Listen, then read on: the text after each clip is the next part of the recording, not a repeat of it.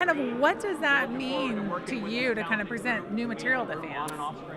Well, it's always exciting to bring something new, and especially something like Legends of Tomorrow, in that, as you say, the faces are very familiar.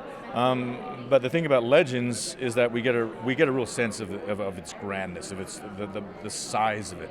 It's a very universal concept and show, and it's just really exciting. I mean, it's having it's like watching the Avengers, but we get to watch it over like 16 weeks. So, and the production values are very, very high, and they have to be high these days because that's what audiences expect. You can't do this stuff half-assed. Absolutely. And your character, he's an arsonist, he's got his fire gun, heat wave, kind of what can we expect to see from him? Just more of the that psychotic energy that he exudes. He's very innately funny in that he's someone that we kind of giggle at a lot.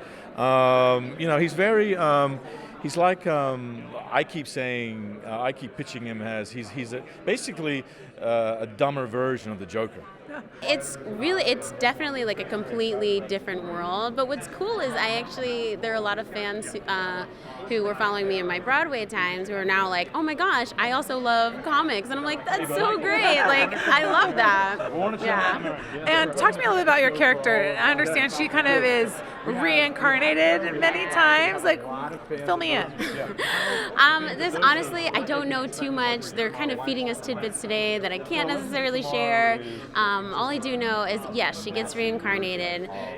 So the whole time travel aspect could be really interesting because I think we're going to be able to kind of go back and see who she was before.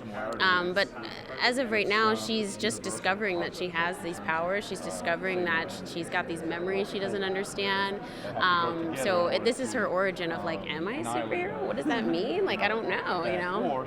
When fans are so devout and they have familiar faces, they kind of know different things about characters, but when a show's brand new, is that something that kind of fuels your energy and kind of your passion for the work, or does it intimidate you a little bit? Kind of, how does that hit you mentally? This is a unique experience because it's a new show, but people already know and love most of the characters on there.